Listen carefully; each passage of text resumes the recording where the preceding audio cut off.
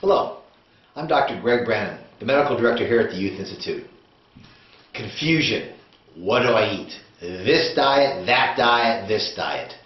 Well, let's clear the confusion up. Previously in American history, and across the world now that eat more organically and naturally, there is less cardiovascular disease, less diabetes, less obesity. See, it's important that we understand what nutrition really is. What has happened in the last 100 years, the best health aspects of America have occurred because of hygiene, clean water, soap, washing hands.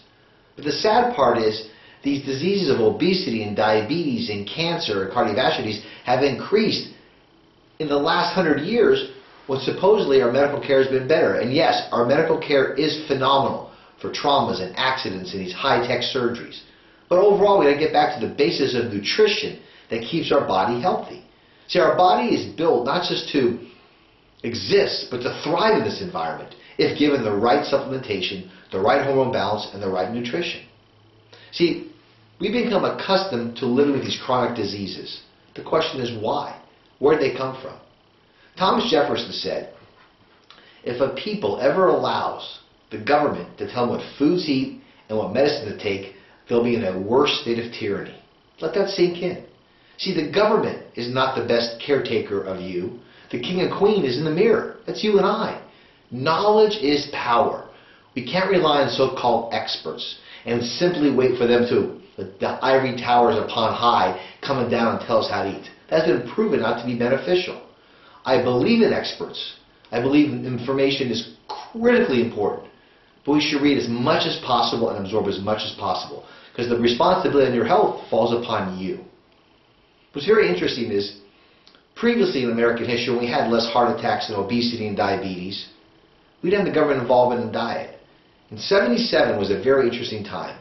That's when the grain companies lobbied to push through the government to have an American standard diet based upon government regulations. Let that sink in. Government regulations pushed through by the grain company. The food pyramid.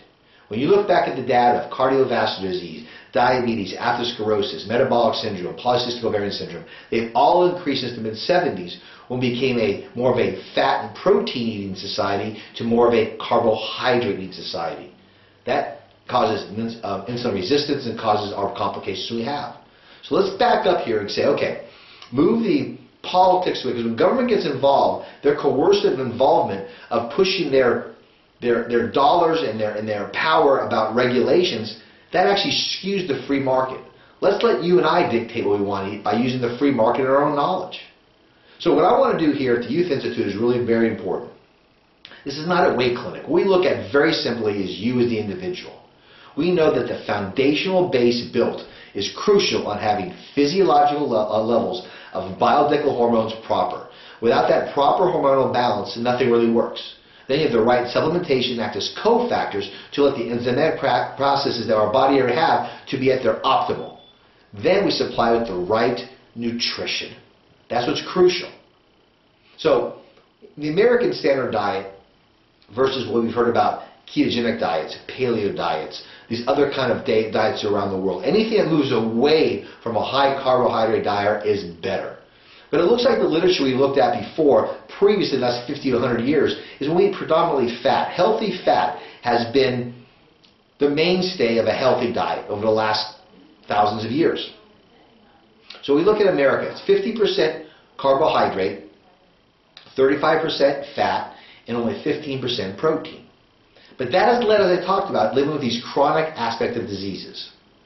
A ketogenic diet is very important. It's about 70% essential healthy fats, 20% high-quality proteins, and 10% of carbohydrates from non-starchy aspects like green leafy vegetables, broccoli, Brussels sprouts, some low glycemic lentils, the healthy type of carbohydrates. See, a ketogenic diet is this. It's very low in carbohydrates, moderately high in high-quality dietary proteins, and high in quality, high essential fats. The biochemistry is very interesting in this. Is that the way our body works is our body can use either sugar or fat for energy, and protein as well. But it's important you stay protein for our structural and enzymatic aspects of our life. So essentials between fat and sugar. Our body stores about 36 hours of sugar as glycogen in our muscle and in our liver. After about 36 to 48 hours of no sugar, our body will deplete that sugar, then turn to adipose. It's important, is about a 3-week span, if we could actually deplete that glycogen, become an adipose burner, a fat burner, we actually now become, our body wants to use that. There's a couple reasons for this. Ketones, which is a byproduct, or ketone bodies is the byproduct of fat metabolism and used as an energy source. It's actually like the currency of fat energy. Is 3 times more efficient than sugar. It actually helps protect the mitochondria. It actually is a cleaner energy source, meaning there's less free radicals or less damage. So it takes less energy to actually utilize sugar, to utilize fat versus sugar as energy.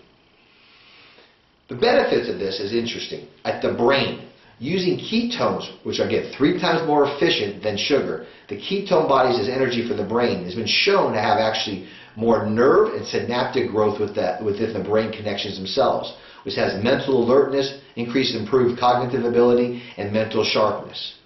Blood sugar metabolism helps fight insulin resistance, so our body's keeping our blood sugar at a constant level, not these peaks and valleys.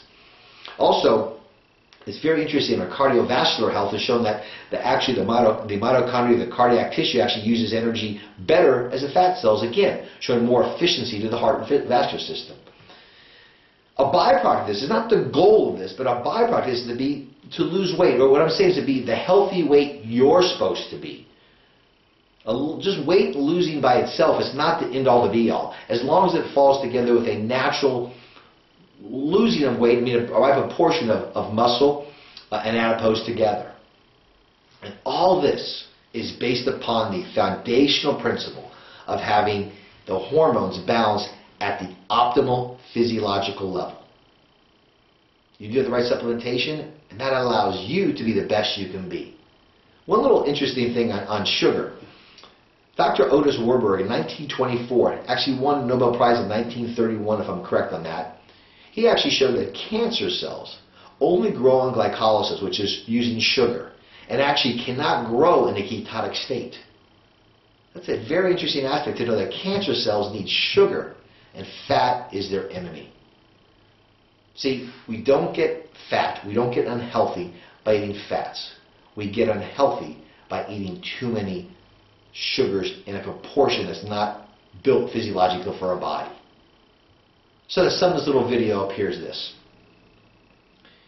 You are what you eat. Don't allow ignorance to be our excuse. Let's attack out there. There's a Google, the research world is out there.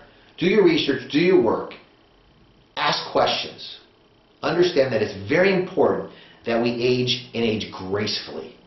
We have to regain our youthful exuberance for life, but we need a healthy body to do that. We do that. Tomorrow can be better than today.